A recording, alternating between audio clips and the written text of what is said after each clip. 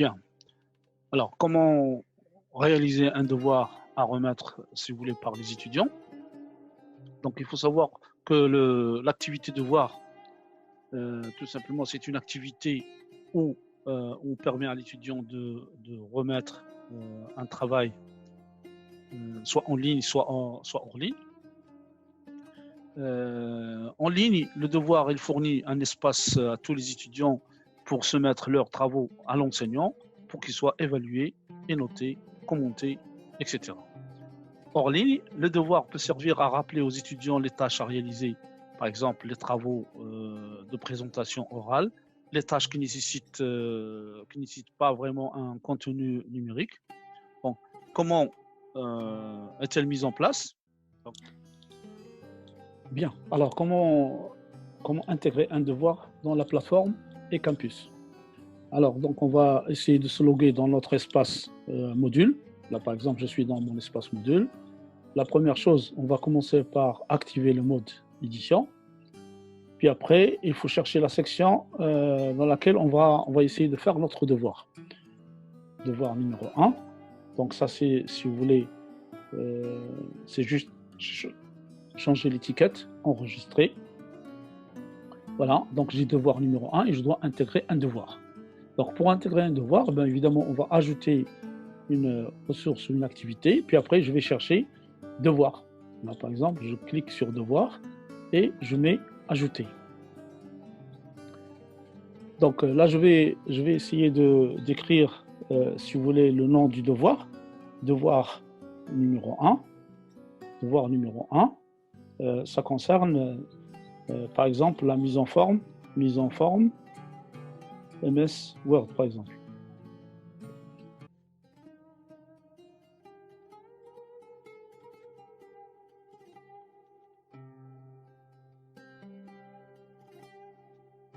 J'ai donné la description de ce qu'il faut faire.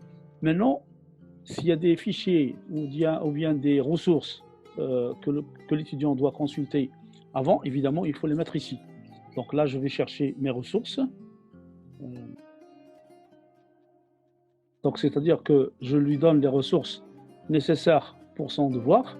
Donc, une fois que j'ai fait ça, donc je dois établir la disponibilité, si vous voulez, de ce devoir.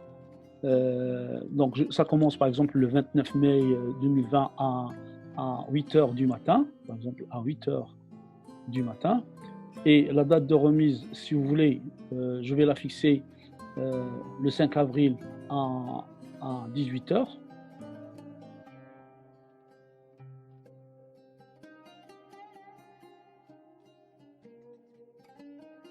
Alors, les types de mise en ligne, ça peut être des fichiers, ça peut être un texte en ligne. Donc là, on va dire, il va réaliser les choses sur un fichier, puis après, il va remettre un fichier. Le nombre maximum de fichiers qu'il va remettre, par exemple, ici, c'est 1. Donc, c'est un seul fichier qu'il va remettre. La taille maximale de ce fichier, surtout pour les étudiants, ça doit pas dépasser 2 mégas parce qu'il faut penser aussi à la capacité du serveur. Donc, les types de feedback, donc vous pouvez fixer les feedbacks que vous allez remettre donc, aux étudiants. Donc, il y a un certain nombre de feedbacks. Alors, réglage de la remise des travaux. Donc, vous pouvez exiger de l'étudiant de cliquer sur un bouton envoyer le devoir, sinon ça restera comme brouillon. Donc, c'est-à-dire que l'étudiant peut mettre sur la plateforme son devoir, mais ce n'est pas l'état final. Donc, c'est provisoire. Donc, il peut le récupérer, le retravailler et le remettre encore une fois. Une fois qu'il va cliquer sur envoyer le devoir, là, c'est définitif. Donc là, on peut dire, par exemple, oui ou non, ça dépend de l'enseignant. Réouverture des travaux, c'est-à-dire qu'une fois qu'il a déposé, est-ce qu'il peut réouvrir son travail ou non? Donc, soit manuellement, soit automatiquement jusqu'à réussite. Donc là, si vous voulez qu'il revoie son travail. Donc, si c'est une seule fois, c'est jamais. Vous pouvez aussi régler votre devoir pour que la remise soit faite en groupe. Donc, il suffit de mettre des groupes d'étudiants, groupe 1, groupe 2, groupe 3, etc. Ils vont faire le travail par groupe. Et là, si c'est déclaré sur la plateforme, évidemment, vous pouvez demander que la remise soit en groupe et ce n'est pas individuel. Donc, si on dit non, c'est-à-dire c'est individuel.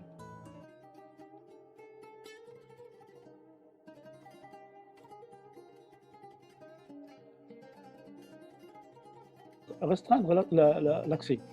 Donc là, on peut, si vous voulez, ajouter des restrictions en fonction de ce qu'on souhaite. Supposons que vous voulez que juste la cohorte 1 qui le fasse et non pas la cohorte 2, ou bien le groupe 1 et non pas le groupe 2, et un profil bien précis. Donc il suffit de choisir la restriction que vous voulez, d'accord?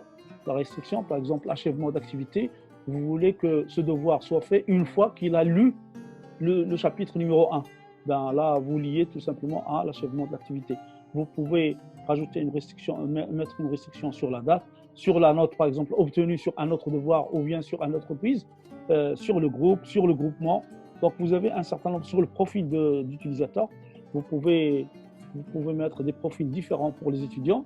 Et là, vous pouvez passer un devoir pour tel étudiant et un autre devoir pour un autre étudiant. Achèvement de l'activité.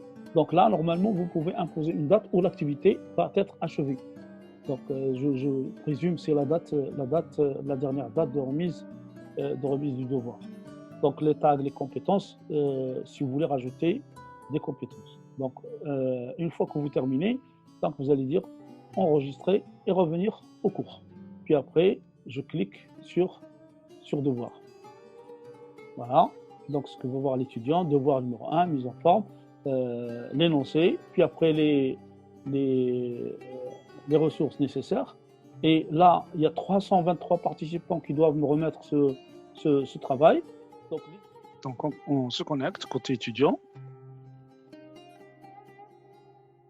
Donc on a l'énoncé, le devoir à faire, si vous voulez, les ressources nécessaires. Puis après là, ajouter un travail. Donc ajouter un travail. Donc là, il me donne l'emplacement pour le faire. Puis après, je cherche.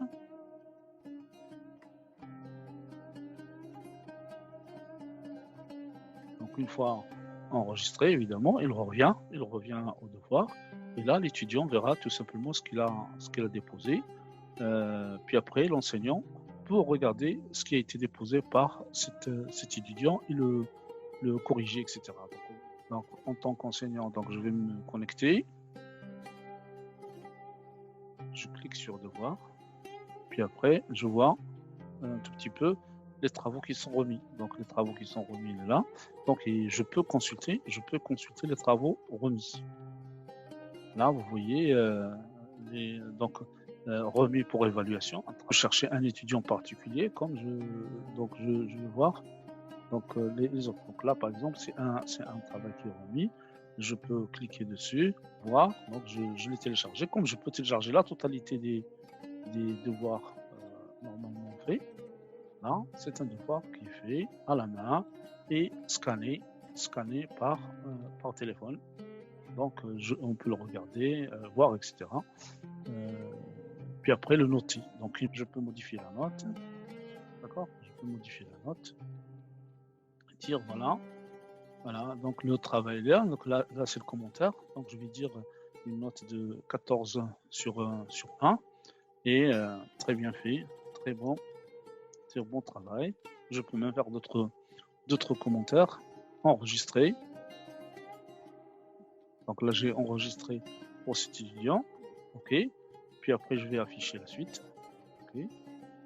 Donc là je peux faire passer les utilisateurs si vous voulez. Là par exemple là l'utilisateur 9.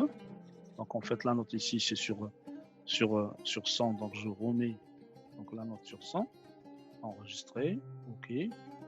Je passe au suivant, donc là je passe au suivant, et on peut carrément faire un filtre ici, un filtre.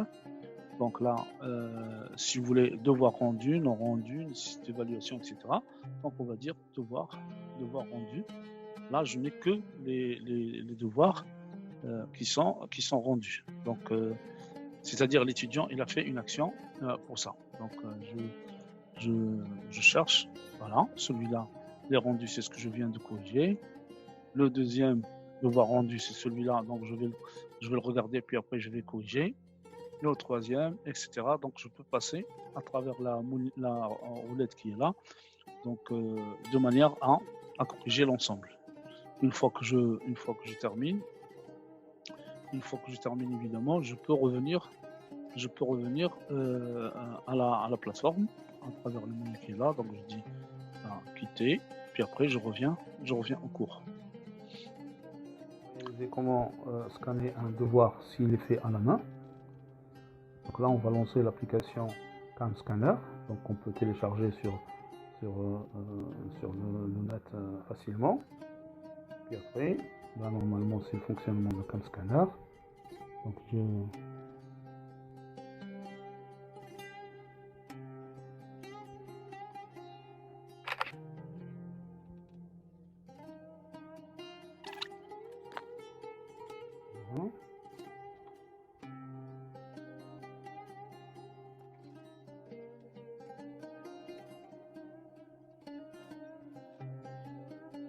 j'enregistre. Après, je passe à la page 2.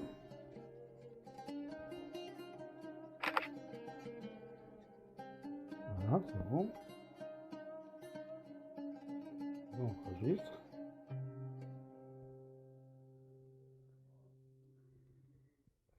Je donne un nom, devoir.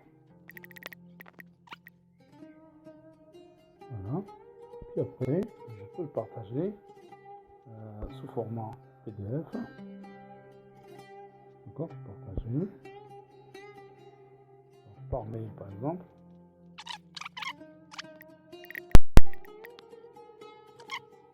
Donc là, j'ai le fichier PDF que je vais déposer sur mon devoir.